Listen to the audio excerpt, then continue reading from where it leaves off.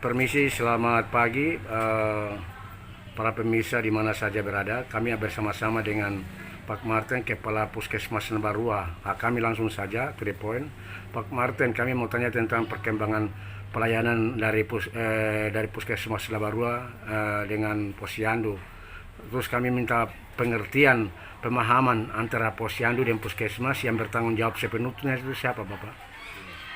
Baik, untuk terkait pelayanan Puskesmas Posyandu ya selama ini sudah berjalan baik.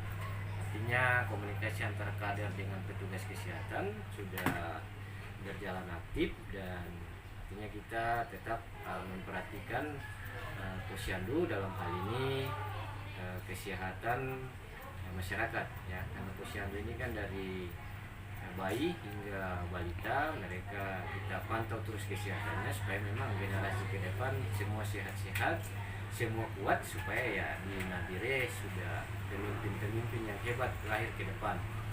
Terkait Posyandu ya kembali kita lihat pengertian Posyandu itu sendiri, dia kan merupakan unit kegiatan berbasis masyarakat atau KBM. Dalam hal ini Posyandu itu dikelola oleh masyarakat ya, untuk masyarakat ya. Jadi kita petugas puskesmas hanya artinya mendampingi, dalam hal mendampingi, memantau kesehatan atau melihat status kesehatan pada bayi balita seperti itu. Jadi Posyandu ini sebenarnya yang berperan aktif itu masyarakat.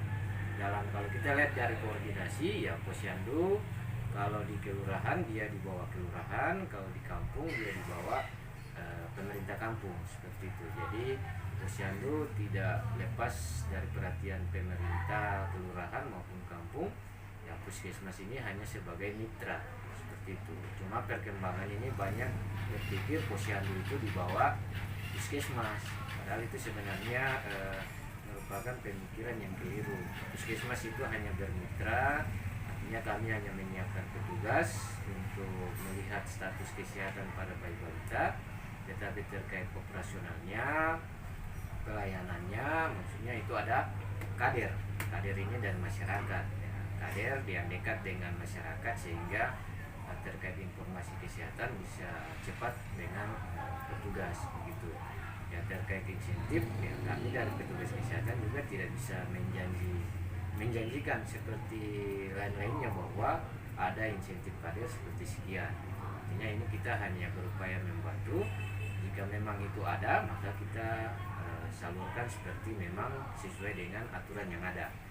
Tetapi yang lebih utamanya itu sebenarnya dari pemerintah kelurahan maupun pemerintah kampung seperti itu. Karena Posyandu butuh peralatan atau fasilitas memang yang harus bisa memandai.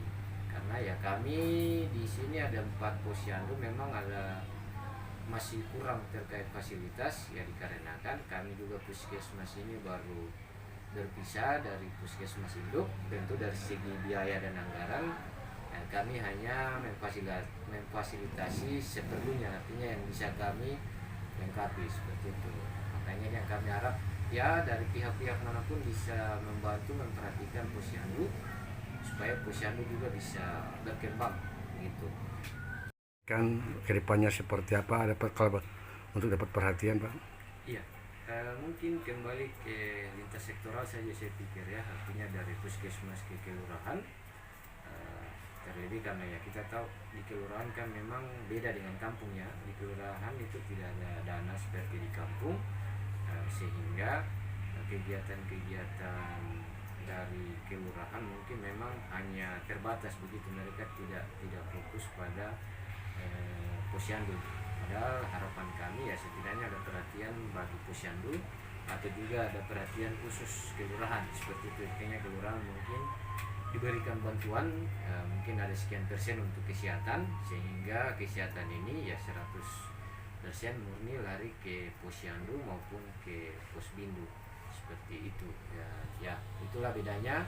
Kalau di kampung kadang puskesmas terlibat dalam kegiatan musrembang kampung, tetapi kalau di kelurahan kan kita puskesmas kota ini jarang dilibatkan dalam terkait musrembang antar kelurahan yang di tingkat distrik, sehingga kan masalah-masalah kesehatan ini kurang dimunculkan di di kelurahan seperti itu.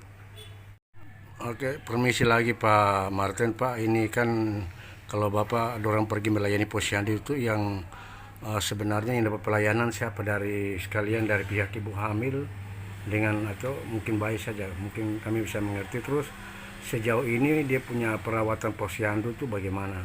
Iya, posyandu itu kan memang ibu hamil juga sudah harus ke posyandu seperti itu untuk memang bukan hanya ke puskesmas saja. Tapi ya kita di Nabarua ini ada beberapa posyandu yang memang tidak melayani ibu hamil. Nah, itu kenapa kita tidak layani karena terkait fasilitas seperti itu. Macam di posyandu ada yang memang tidak ada ruangan untuk pemeriksaan ibu hamil. Nah, sedangkan kita tahu bahwa kalau mau pemeriksaan ibu hamil kan harus ruangan tertutup seperti itu ya. Tidak bisa kita kayak bayi balita di ruangan terbuka sehingga privasi dari ibu hamil juga bisa terjaga seperti itu.